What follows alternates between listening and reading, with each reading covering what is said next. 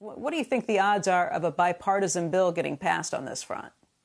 Well, first of all, Becky, I think it is high time that the leaders meet with the president. You know, it's been 4 months since he assumed office.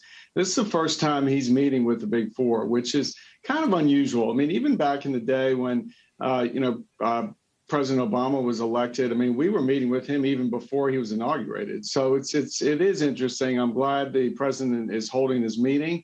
I think there are a lot of reasons why you would think maybe there are forces at play where there can be a bipartisan agreement. Number one, it's the slim majorities that the Democrats have in both the House and the Senate. It doesn't seem too easy for them to be able to put something together to bring along the likes of Joe Manchin in the Senate and others in the House.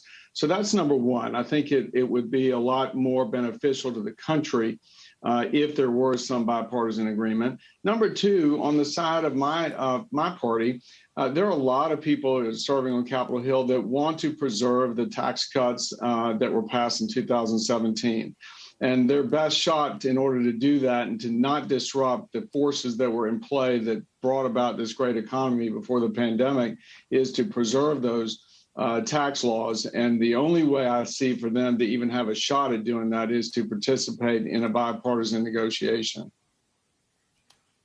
But Eric, let's talk about the realities of this. I mean, the two sides are so far apart right now. You've got McConnell signaling that maybe he could see a $600 billion infrastructure bill, maybe an $800 billion infrastructure bill. That is so far off from the $2.25 trillion bill that the president has proposed.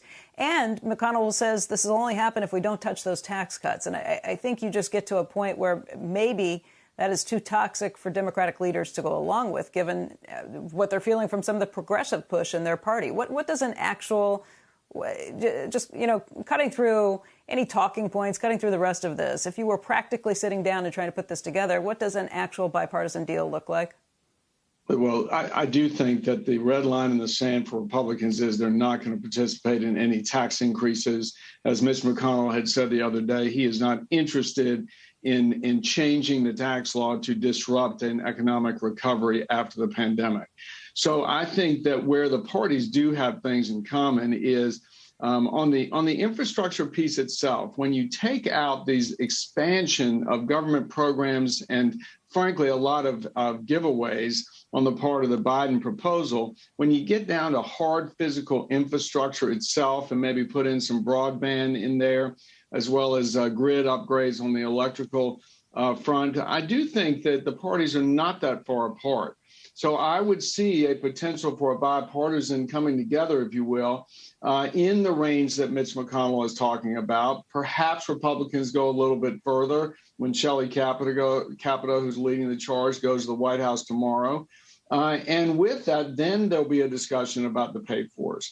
And again, red line in the sand. I've worked with the president, and he was Vice President Biden at the time. He understood full well that the Republicans were not going to raise taxes back when we were dealing with the debt ceiling, the sequester, and all of that. So he understands the political sensitivities, but there are some ways to come up to pay for the bill that are not tax increases. Shepard Smith here. Thanks for watching CNBC on YouTube.